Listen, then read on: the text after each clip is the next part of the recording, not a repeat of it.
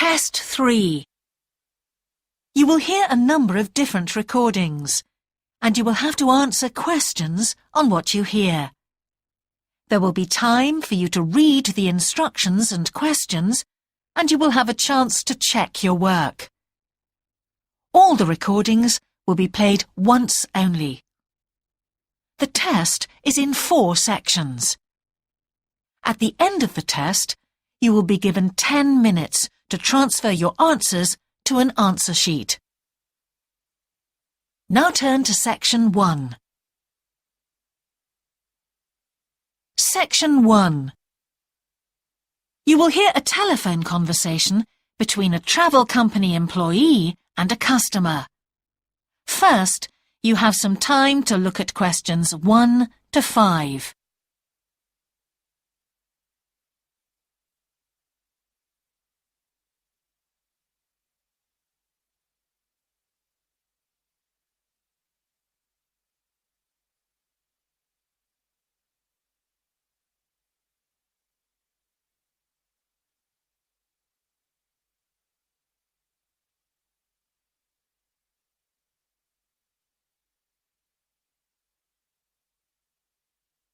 You will see that there is an example that has been done for you.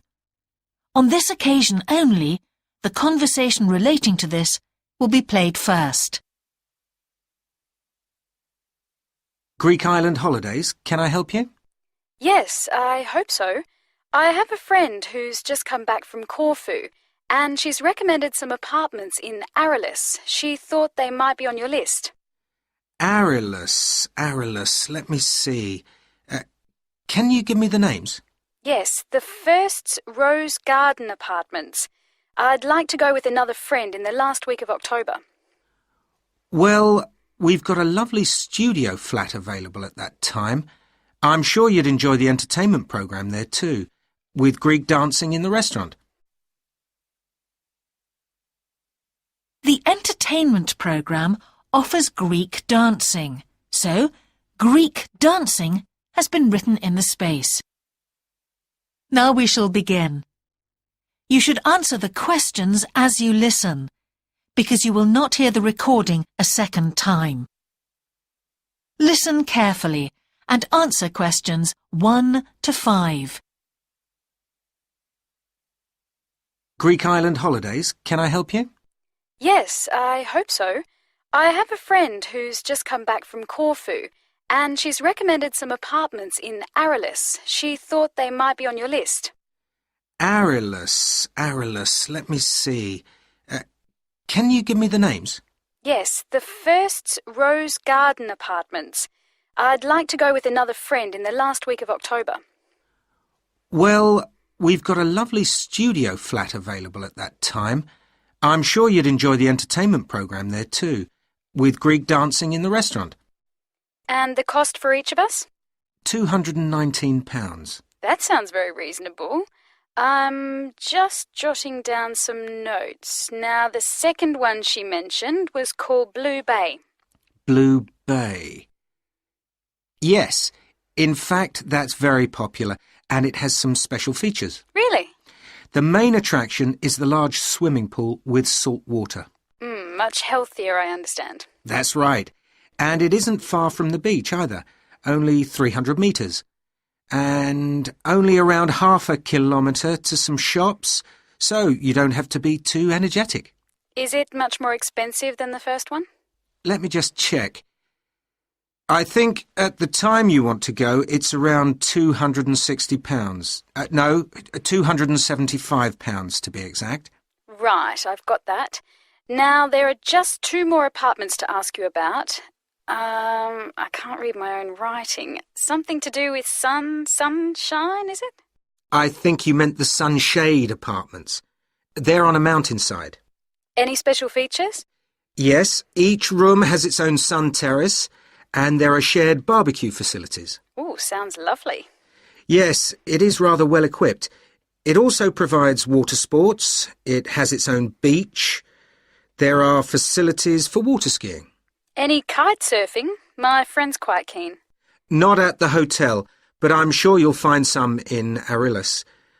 There's also satellite TV in the apartments. And how much is that one? £490 with 2 sharing. You mean £245 each? I'm afraid not. Each person has to pay that amount and there must be at least 2 in an apartment.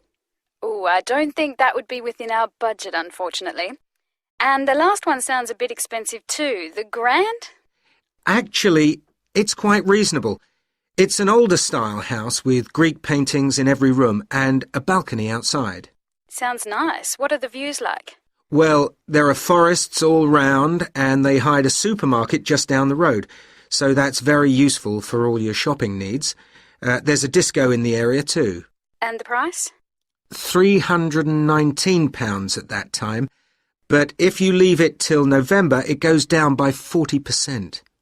Too late, I'm afraid. Well, why don't I send you a brochure with full details, Miss... Nash. But don't worry about that. I'm coming to Upminster soon, and I'll call and get one. I just wanted to get an idea first. Well, that's fine. We've got plenty here when you come. Before you hear the rest of the conversation, you have some time to look at questions 6 to 10.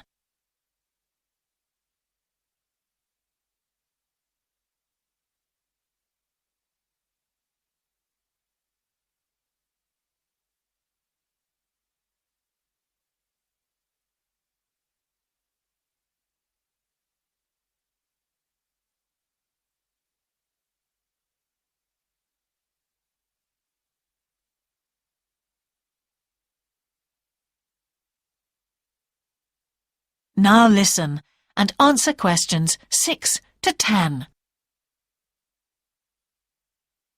If you've got a minute, could I just check a couple of points about insurance? I got one policy through the post, but I'd like to see if yours is better. Fine. What would you like to know? Well, the one I've got has benefits, and then the maximum amount you can claim. Is that like yours? Yes, that's how most of them are. Well, the first thing is cancellation. If the holiday's cancelled on the policy I've got, you can claim £8,000. We can improve on that, Miss Nash. For Greek island holidays, our maximum is £10,000. That's good. Of course, our holiday won't even cost £1,000 together. It's still sensible to have good cover. Now, if you go to hospital, we allow £600. Yes, mine's similar. And we also allow a relative to travel to your holiday resort. My policy just says their representative will help you.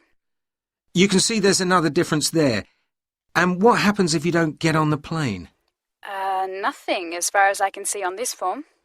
Don't you have missed departure? No, I'll just jot that down. We pay up to £1,000 for that, depending on the reason. And we're particularly generous about loss of personal belongings, up to £3,000, but not more than £500 for a single item. Then I'd better not take my laptop. Not unless you insure it separately. OK, thanks very much for your time. You've really been helpful. Can I get back to you? Your name is... Ben Ludlow. That's Ludlow. I'm the assistant manager here. I'll give you my number. It's 081 260 543 216. But didn't I phone 081 260 567 294? That's what I've got on the paper. That's the main switchboard. I've given you my direct line. Right. Thank you very much for your time. That is the end of section 1. You now have half a minute to check your answers.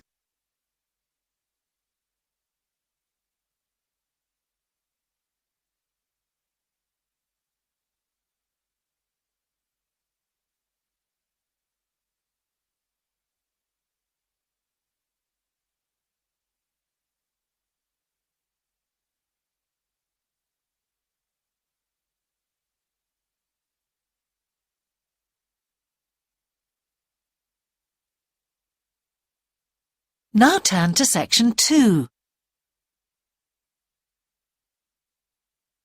Section 2. you will hear a talk on local radio about a children's theme park. First, you have some time to look at questions 11 to 13.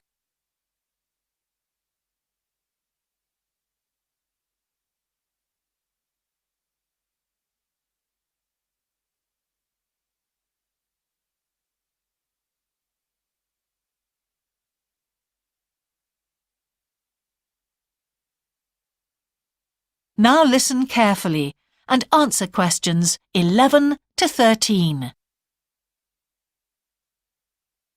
For the second in our series about locally run businesses, we meet Simon Winridge, co-founder of the hugely successful Winridge Forest Railway Park. Welcome, Simon. Now, perhaps you can begin by telling us a little bit about how it all started. Well, during the 1970s, my wife Liz and I had just acquired 80 acres of sheep farming land, and we decided to settle down and have children. Pretty soon we had a daughter, Sarah, and a son, Duncan. The place was wonderful for the kids. They particularly loved trains and gradually built up an enormous network of miniature railway track. I began to develop larger-scale models of locomotives, but we didn't think anything more of it until I went on a trip to a theme park near Birmingham and decided we could do a much better job. So we set up a small one ourselves, based on the miniature railway, and we opened to the public for just a month that year, 1984, in July, our driest month, because our children said they didn't want our guests to have a miserable wet visit. I dealt with park business and Liz carried on with the farm work. It soon became clear that we were onto a winner. We began to extend the railway track and lay it among more interesting landscape by planting trees, which in turn attracted more wildlife, and by making cuttings through the rock. Nowadays, we're open all year round, and we're pleased to say that Winridge is one of the most popular visitor attractions in the area, with 50,000 visitors a year. 1.5 million people have been through our doors since we opened. Before you hear the rest of the talk, you have some time to look at questions 14 to 20.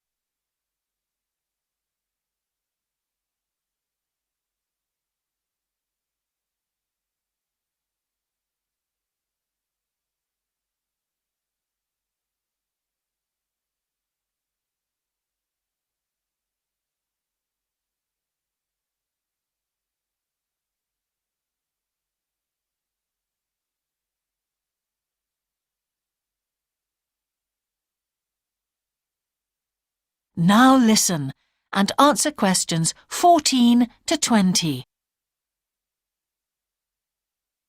All these visitors mean we have had to expand our operation, and it's now a truly family concern.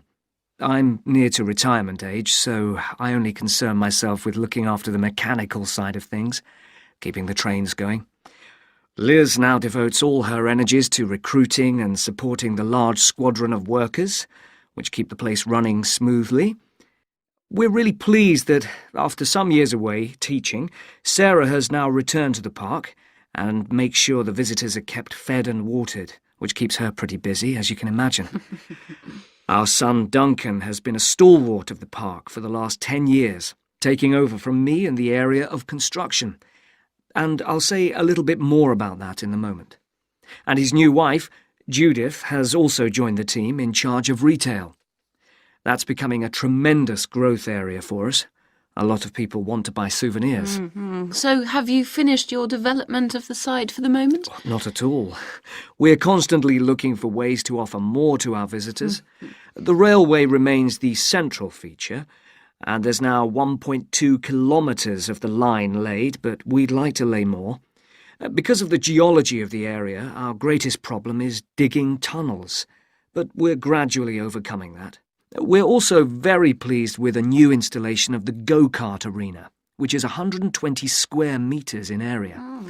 Again, the problem is the geology. We had to level the mounds on the track for safety reasons. We wanted to enable 5 to 12-year-olds to use the go-karts. and the main attraction here is the Formula One kart. We've known fights to break out over who gets it. And then, finally, to our most recent development, which is the landscape swimming pool. That is the end of section 2. You now have half a minute to check your answers.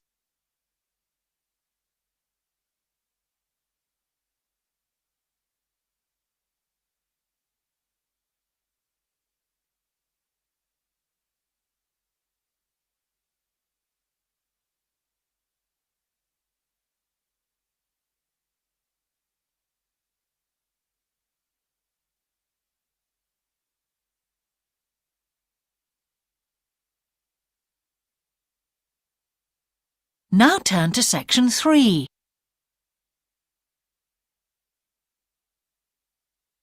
Section 3. You will hear a geography student called Caroline discussing her dissertation with her tutor.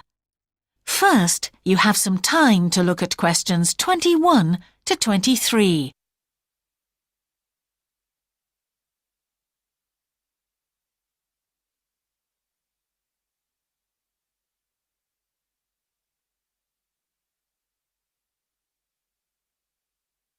Now listen carefully and answer questions 21 to 23.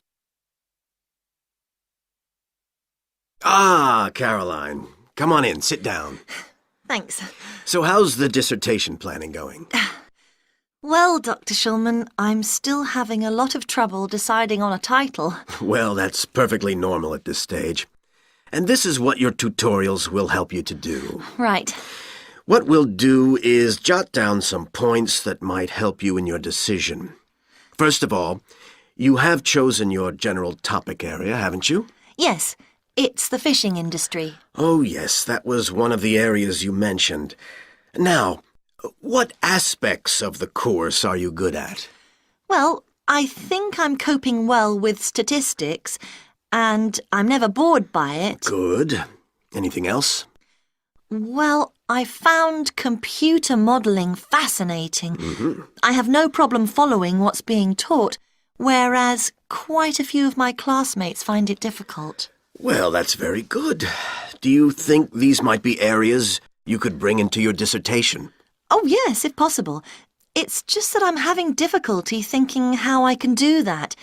You see, I feel I don't have sufficient background information. I see. Well, do you take notes? I'm very weak at note-taking.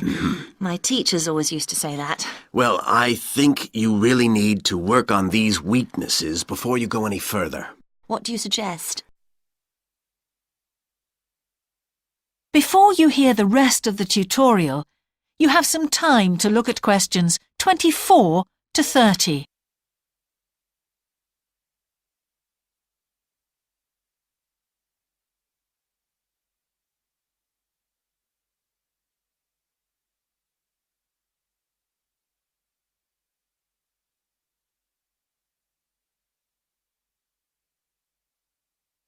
Now listen and answer questions 24 to 30.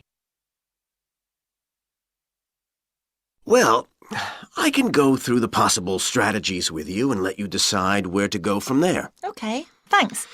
Well, some people find it helpful to organize peer group discussions. You know, each week a different person studies a different topic and shares it with the group. Oh, right. It really helps build confidence. Yeah. You know, having to present something to others. I can see that. The drawback is that everyone in the group seems to share the same ideas. They keep being repeated in all the dissertations. Okay. You could also try a service called Student Support. It's designed to give you a structured program over a number of weeks to develop your skills. Sounds good. Yes. Unfortunately, there are only a few places. Ah. But it's worth looking into. Yes, of course. I know I've got to work on my study skills. And then there are several study skills books you can consult. Right. They'll be a good source of reference. But the problem is, they are sometimes too general. Yes, that's what I've found. Other than that, I would strongly advise quite simple ideas, like using a card index. Well, yes, I've never done that before. It's simple, but it really works because you have to get points down in a small space. Another thing I always advise is don't just take your notes and forget about them. Read everything 3 times. That'll really fix them in your mind. Yes. I can see it'd take discipline, but... Well, if you establish good study skills at this stage, they'll be with you all your life. Oh, yes, I completely agree. It's just that I don't seem to be able to discipline myself. I need to talk things over. We'll be continuing these tutorials, of course. Let's arrange next month's now. Let's see. I can see you virtually any time during the week starting the 22nd of January. What about the 24th? I'm free in the afternoon. Sorry, I'm booked then. What about the following day? The Thursday? Yeah? I can make the morning. Fine. We'll go for the 25th then. That's great. Thanks. That is the end of section 3. You now have half a minute to check your answers.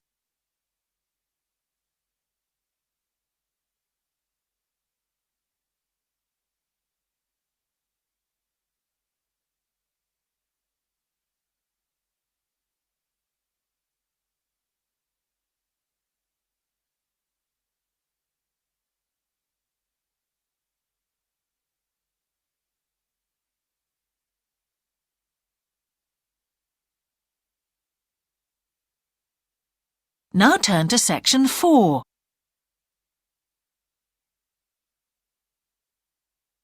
Section 4.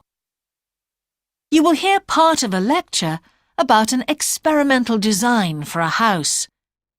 First, you have some time to look at questions 31 to 40.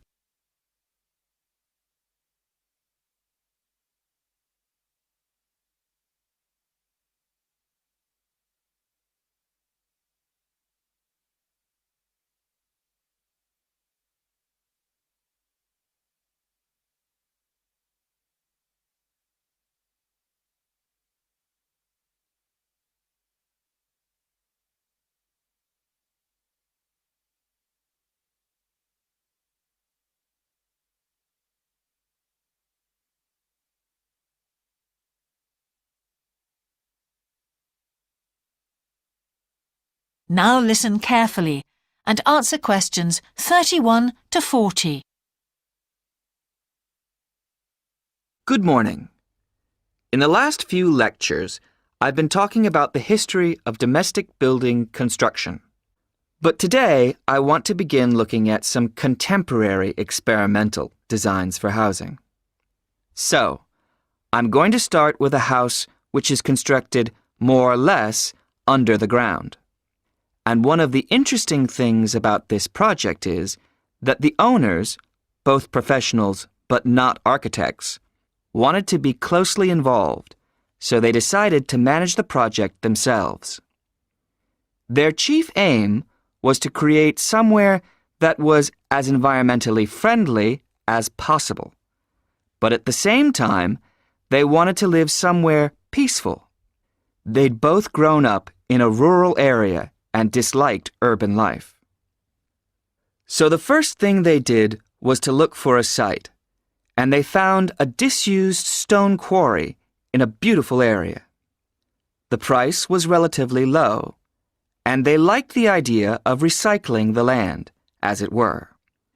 As it was, the quarry was an ugly blot on the landscape, and it wasn't productive any longer either. They consulted various architects and looked at a number of designs before finally deciding on one.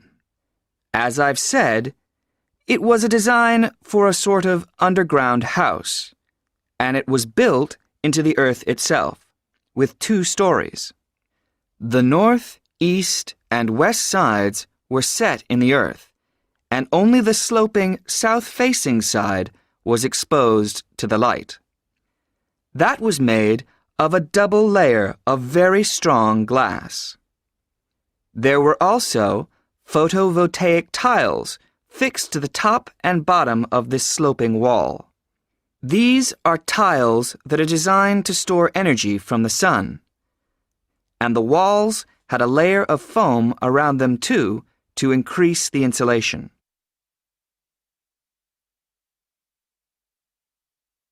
Now, what is of interest to us about this project is the features which make the building energy efficient.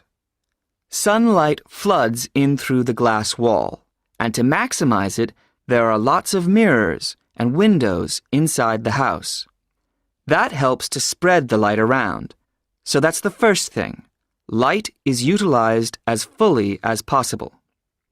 In addition, the special tiles on the outside convert energy from the sun and generate some of the house's electricity.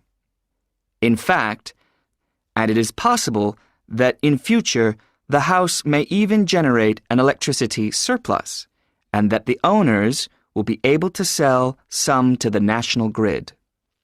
As well as that, wherever possible, recycled materials have been used. For example, the floors are made of reclaimed wood, and the owners haven't bought a single item of new furniture. They just kept what they already had. And then there's the system for dealing with the waste produced in the house. This is dealt with organically. It's purified by being filtered through reed beds which have been planted for that purpose in the garden. So the occupants of the house won't pollute the land or use any damaging chemicals. It's true that the actual construction of the house was harmful to the environment, mainly because they had to use massive amounts of concrete, one of the biggest sources of carbon dioxide in manufacturing. And, as you know, this is very damaging to the environment. In total, the house construction has released 70 tons of carbon dioxide into the air. Now that's a frightening thought. However, once the initial debt has been cleared, and it's been calculated that this will only take 15 years, this underground house won't cost anything, environmentally I mean, because unlike ordinary houses, it is run in a way that is completely environmentally friendly. So, eco-housing like this is likely to become much more. That is the end of section 4. You now have half a minute to check your answers.